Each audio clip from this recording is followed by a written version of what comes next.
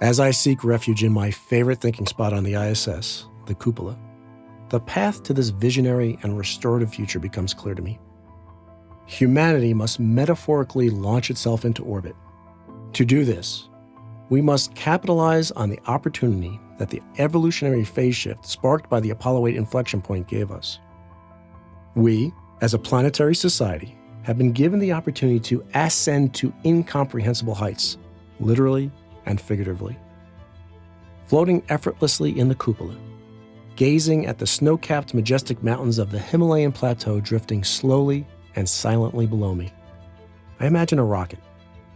On the top of it sits an unconscious superorganism representing all of humanity and every living thing that inhabits Earth. This precious cargo represents not only everything that presently lives, but everything that will ever live. As the rocket's first stage fires, tremendous brute force lifts it from the launch pad and starts the acceleration upward. Eons of competition and conquest push it further. Dynasties and dictatorships align and organize human effort on a massive scale. In response, tremendous suffering is expelled from the rocket's exhaust nozzle.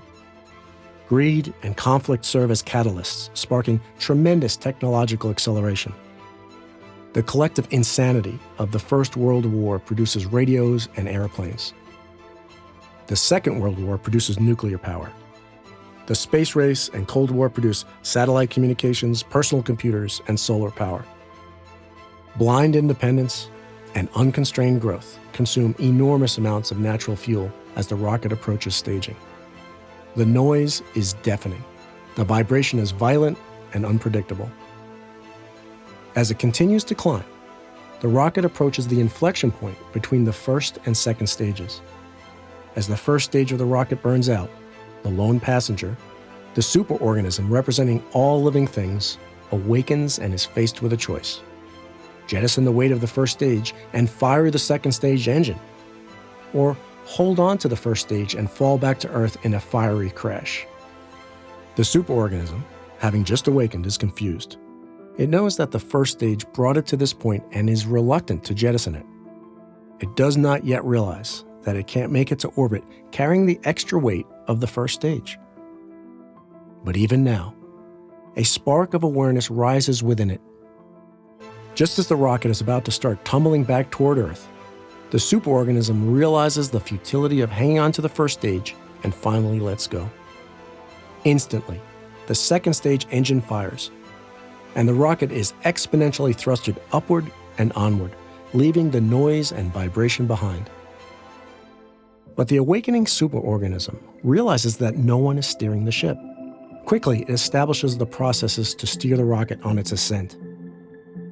The superorganism bases its decisions on the most accurate data possible, enabling the most accurate predictions of its effect on the trajectory of the rocket. The decisions it makes are in the context of the entire superbody, considering the big picture implications, not just in reaction to its loudest parts. The superorganism determines the impact of a decision beyond the immediate area of concern, and determines if harm would be caused elsewhere. Decisions cease to be driven solely by party lines or other parochial or tribal factors. The greater good becomes the driving force of a decision, not party or national loyalty. Those motivations were jettisoned with the first stage after they were recognized by the superorganism as fundamentally misguided and destructive in the long run. All actions taken consider the long-term, multi-generational effects on all. When considering a course of action, the resultant trajectory is projected out to the decision-maker's great-grandchildren. Only those actions leading to a positive and restorative world for our great-grandchildren are taken. No longer do we sacrifice our progeny for our own present short-term benefit. During this second stage acceleration, course corrections are made with open and transparent inputs and courses of action. All proposed solutions permit everyone to see how the sausage is being made and can survive having a spotlight put on them. No longer do decisions require secrecy to be successful. As the rocket continues its acceleration to orbit, a planetary consciousness arises within the superorganism. This consciousness can be thought of as an embedded system. At the core is social consciousness, where we truly understand the meaning of one human family, where the false notion of separation is finally overturned and we embrace the basic fact of the interrelated structure of all reality. Encompassing this social consciousness, like the rocket fairing cocooning our spacecraft, is the awareness of our interdependent place within Earth's biosphere. Together, these two nested systems are the emerging planetary consciousness. With all of this in place, the superorganism can now steer the rocket to orbit. What is orbit? It is where we no longer need our engines. It is where we have accelerated to the speed where, with no additional effort, we can remain at our present altitude.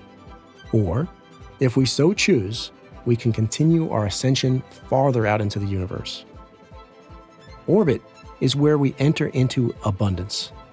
It is the long-awaited post-scarcity existence where goods can be produced in great abundance, with minimal to no human labor required.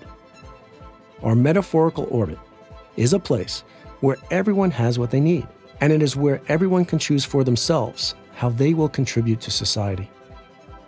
Imagine what the world could look like in the next 50 years if the superorganism that represents all life on Earth, which has as its brain the embedded superorganism known as humanity, were awakened and jettisoned all those things that are no longer needed. What would happen if our true starting condition were realized, and we were able to make a course correction to steer our trajectory toward an unlimited future?